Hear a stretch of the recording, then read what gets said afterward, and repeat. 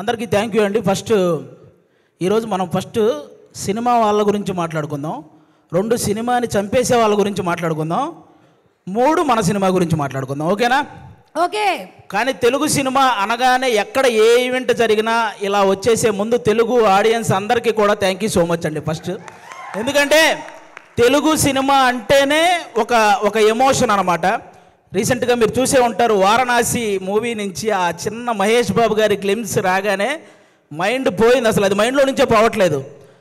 అంటే ఈ దెబ్బతో అవతారు కూడా జై బాబు అనాల్సిందే, అలా ఉందన్నమాట. అది ఆల్మోస్ట్ అంటే తెలుగు సినిమా అనగానే గౌరవంగా నమస్కారం పెట్టేలా చేసింది నందమూరి తారక రామారావు గారు, అక్కినేని నాగేశ్వరరావు గారు. అయితే తెలుగు సినిమా అనగానే గర్వంగా శాల్యూట్ కొట్టేలా చేసింది మెగాస్టార్ చిరంజీవి గారు. అయితే తెలుగు సినిమా అనగానే ప్రపంచంలో మనం ఏ మూలకు వెళ్ళినా నేను తెలుగునిరా అని ధైర్యంగా చెప్పుకునేలా చేసింది మాత్రం ఎస్ఎస్ రాజమౌళి గారండి.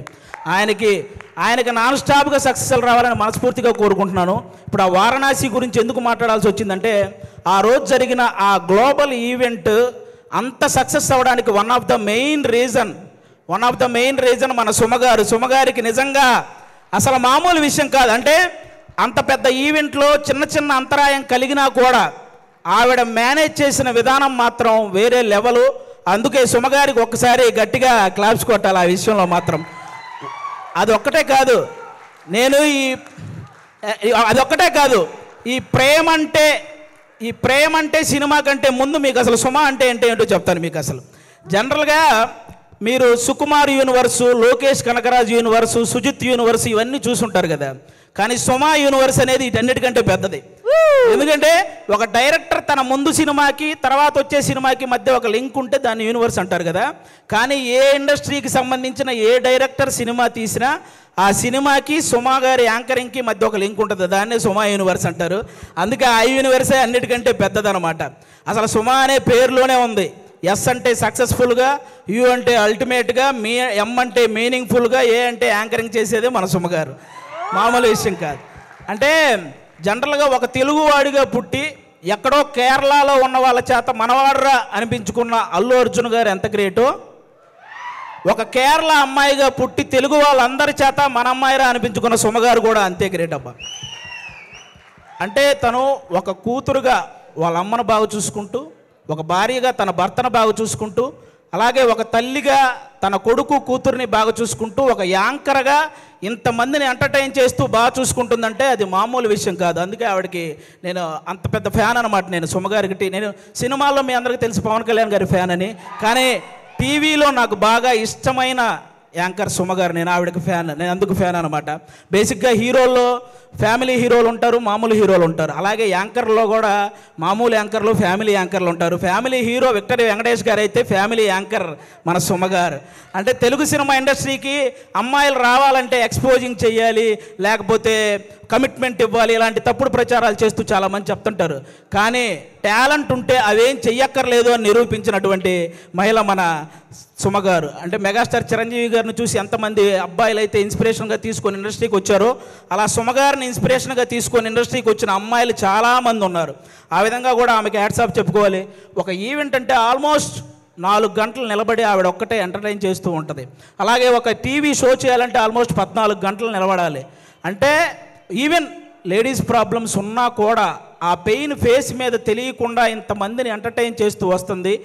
అంటే తను నిలబడి ఒక షోని నిలబెట్టగలిగే ఏకైక యాంకర్ మన సుమగారు.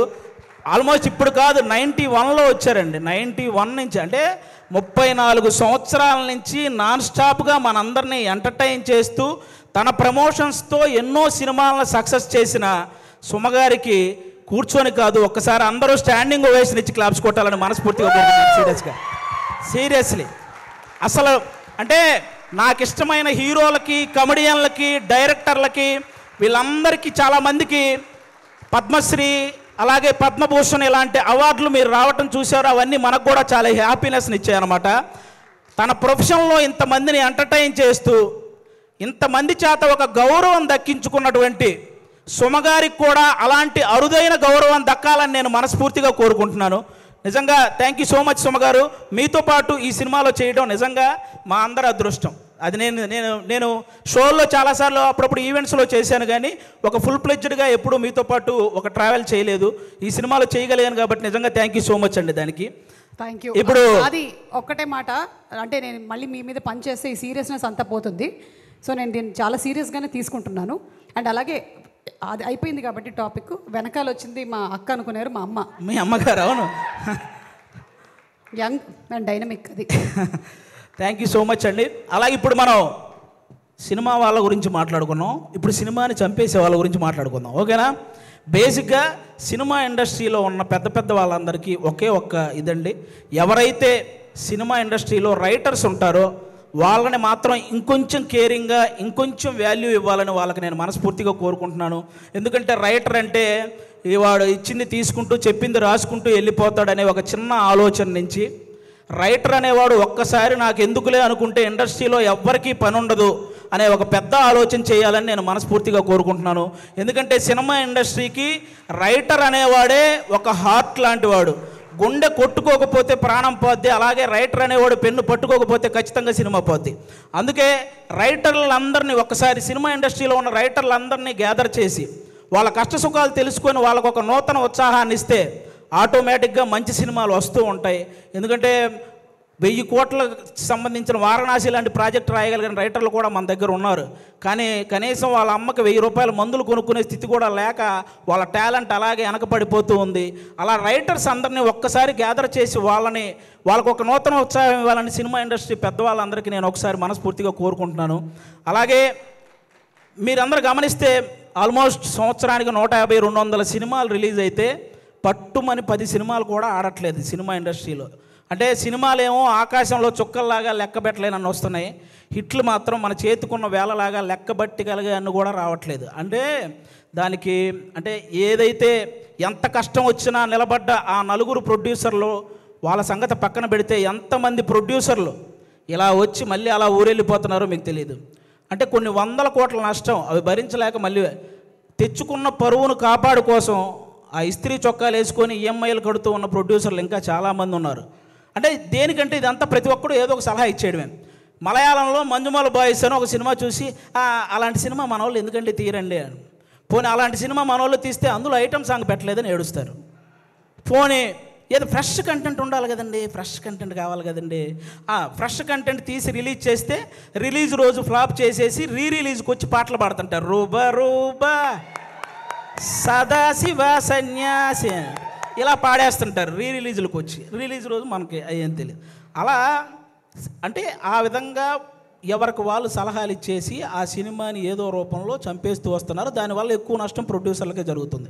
వీటన్నిటికంటే ఏదైతే కొన్ని సంవత్సరాల నుంచి మన తెలుగు సినిమాకి బొమ్మ చూపించిన ఐబొమ్మ అనేది ఒకటి ఉందో ఆ దరిద్రం ఇప్పటితో అయితే పోయింది. కానీ దానికంటే పెద్ద దరిద్రం ఏముందంటే సోషల్ మీడియాలో వచ్చే నెగిటివిటీ. అంటే లెజెండరీ యాక్టర్స్ దగ్గర నుంచి ఇప్పుడిప్పుడే ఎదుగుదామని వస్తున్న ప్రతి యాక్టర్ మీద కూడా సోషల్ మీడియాలో విపరీతమైన నెగిటివిటీ.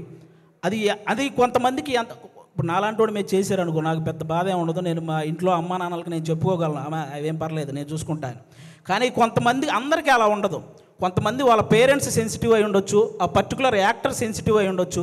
అలా ట్రోల్ చేయడం వల్ల వాళ్ళు మనస్తాపానికి గురైపోయి ఖచ్చితంగా వాళ్ళు చేసే ప్రాజెక్టుల విషయంలో కానీ వాళ్ళు చేసే పనుల విషయంలో కానీ వెనకపడుతూ ఉంటారు. అది మీరు గమనించాలి. నేను ఓన్లీ ఏదో చిన్న చిన్న వాళ్ళ గురించి చెప్పట్లేదు, మన తెలుగు సినిమాని ఆల్మోస్ట్ మన దేశాన్ని తలెత్తుకునేలా చేసిన రాజమౌళి గారు లాంటి వాళ్ళే ఒక పోస్టర్ వదిలితే దాని మీద ట్రోల్ చేసి ఆయన్ను కూడా తలదించుకునేలా చేస్తున్నాం. అరే ఒక అనుకున్న ఈవెంట్లో అనుకున్న టైం ప్రకారం ఒక గ్లిమ్స్ ప్లే అవ్వలేదని ఎమోషనల్ అయ్యాడు. అంటే ఆయనకు ఆ సినిమా పట్ల ఉన్న హార్డ్ వర్క్ గురించి, ఆయనకు ఆ సినిమా పట్ల ఉన్న డెడికేషన్ గురించి మనం హ్యాట్స్ ఆఫ్ చెప్పాల్సింది పోయి అందులో కూడా ఏవో కారణాలు వెతుక్కొని ఎలాగోలాగ ట్రోల్ చేయాలి. అక్కడ తప్పు జరగలేదు అసలు. ఆయన బేసిక్గా నాకు రామాయణం మహాభారతం అంటే చాలా ఇష్టం అని చెప్పిన వ్యక్తి.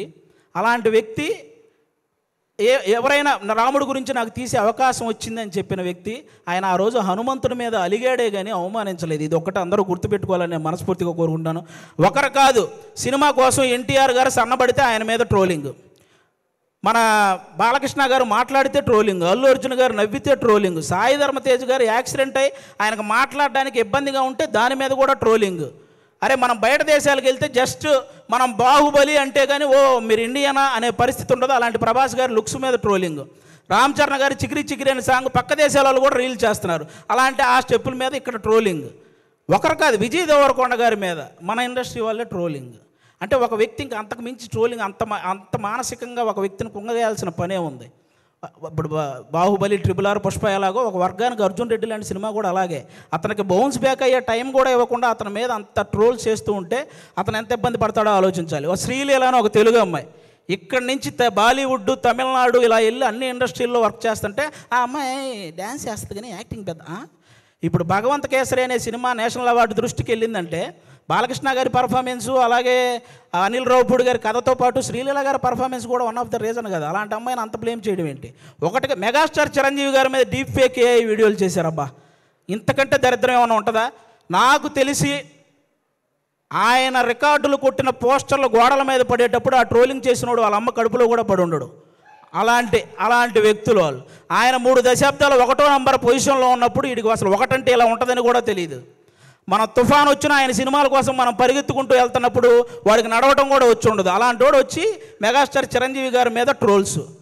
అరే మెగాస్టార్ చిరంజీవి గారు ఒక స్టేట్కో ఒక క్యాస్ట్కో సంబంధించిన వ్యక్తి కాదు, ఒక దేశం గర్వించదగ్గ వ్యక్తి మెగాస్టార్ చిరంజీవి గారు. అలాంటి వ్యక్తి మీద ట్రోలింగ్. ఈ ట్రోలింగ్ ఎందుకు, వీటి వల్ల సినిమా ఎందుకు చనిపోతుంది అంటున్నానంటే, నేను హీరోల మీద ట్రోలింగ్ చేయడం వల్ల, ఇంతమంది స్టార్ హీరోల మీద ట్రోలింగ్ చేయడం వల్ల రేపొద్దున తెర మీద వాళ్ళు హీరోయిజం చూపించినా అది చాలా కామెడీగా అయిపోతుంది నార్మల్ జనాలకు, చూసే వాళ్ళకి. అందుకే ఆ హీరోయిజం ఫెయిల్ అవుతుంది కాబట్టే సినిమాలు ఫెయిల్ అవుతున్నాయి. అరే 100 కోట్లు ఖర్చు పెడుతున్న ప్రొడ్యూసర్లు ఒక పక్క ఒక సినిమా హిట్ అయితే ఇంటికెళ్ళి మా అమ్మ నాన్నకి చెప్పుకుంటామని వెయిట్ చేస్తున్న డైరెక్టర్లు, ఒక సక్సెస్ వస్తే కానీ ఇంకో సినిమాలో మళ్ళీ కంటిన్యూ చేయరు అని ఆశపడే టెక్నీషియన్స్, అరే ఫ్యామిలీస్ని వదిలేసి అభిమానుల కోసం హిట్ ఇవ్వాలని చెప్పి కష్టపడుతున్న హీరోలు, ఒక సినిమా హిట్ అయితేనే జీతం పెరుగుతుందని ఆశించే సినిమా కార్మికులు, ఇంతమంది కష్టాన్ని ఒక చిన్న నెగిటివిటీ ట్రోలింగ్తో మీరు కంప్లీట్గా దాన్ని చంపేస్తున్నారు. ఒక్కరు కాదండి, అసలు ట్రోలింగ్ అంటే ఇప్పుడు మీరు బ్రహ్మానందం గారి రియాక్షన్స్తో మీరు ట్రోల్ చేస్తారు, అవి మేము కూడా నవ్వుకుంటాం, అందరూ నవ్వుకుంటారు. కానీ ట్రోలింగ్ అనేది నవ్వుకునేలా ఉండాలి కానీ నవ్వుల పాలు చేసేలా ఉండకూడదని ఒకసారి ఆ చేసే వాళ్ళకి నేను మనస్ఫూర్తిగా కోరుకుంటున్నాను. అలా ఇంకెప్పుడూ కూడా ఇంతమంది లెజెండ్స్ ఎంతో సాధించి ఇక్కడ వరకు వచ్చారు, వాళ్ళని అంత ఈజీగా నెగిటివ్ చేసే ప్రయత్నం చేయకండి అని వన్స్ అగైన్ నేను మనస్ఫూర్తిగా కోరుకుంటున్నాను. అలాగే ఇప్పుడు వాళ్ళకి చెప్పేశాను కాబట్టి చాలు. అలాగే కొంతమంది ఇంకా రివ్యూవర్స్ ఉన్నారు, వాళ్ళకు కూడా కొంచెం చూసుకొని చెయ్యాలని వాళ్ళకి మనస్ఫూర్తిగా కోరుకుంటున్నాను. చాలామంది మంచి రివ్యూవర్స్ ఉన్నారు, సినిమా గురించి చాలా బాగా చెప్తారు, సినిమా గురించి బాగా చెప్పి ఈ సినిమా నచ్చితే మంచి హైప్ ఇస్తారు, నచ్చకపోతే ఇందులో ఈ నచ్చిన విషయాల కోసం మీరు వెళ్ళొచ్చు అని చెప్తారు.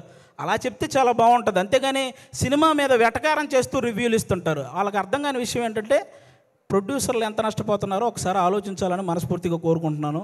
ఇక మా ప్రేమంటే సినిమాలో, ముఖ్యంగా మా ప్రేమంటే సినిమాలో మా ప్రియదర్శి బ్రదర్ ఇందాక నాగ చైతన్య గారు చెప్పినట్టే వర్స్టైల్ యాక్టర్, అసలు మామూలుగా కాదు. అతను ఏ సినిమా పట్టుకుంటే ఆ సినిమా లక్కీ అన్నట్టు మారిపోయింది. బలగం చూసినప్పుడు కానీ, అతను కోర్టు సినిమా చూసినప్పుడు కానీ, మల్లేశం చూసినప్పుడు కానీ, సారంగపాణి జాతకం సినిమా చూసినప్పుడు కానీ అతని పర్ఫార్మెన్స్ ఎప్పటికప్పుడు వేరియేషన్స్ చూయించుకుంటూ వస్తూ, అంటే చాలామంది ప్రొడ్యూసర్లకి ప్రియదర్శి ఇలాంటి వాడితో సినిమా తీస్తే మనం తక్కువ బడ్జెట్ పెట్టుకోవచ్చు, ఎక్కువ లాభాలు పొందొచ్చు అనే ఫీలింగ్ అతని మీద ఉంది. కాబట్టి అలాంటి ప్రియదర్శి గారు, మన ఆనంది గారు ఇక్కడ చెన్నై, తమిళ్లో రెండిట్లో కూడా ఆవిడ చాలా పాపులారిటీ సాధించిన అమ్మాయి, మన తెలుగు అమ్మాయి. చాలా ముచ్చటగా ఉంటుంది చూడడానికి. ఆనంది గారు ఎక్కడ పర్ఫామ్ చేసినా, ఏ సీన్ చేస్తున్నా అలా చూస్తుండిపోవాలనిపిస్తుంది.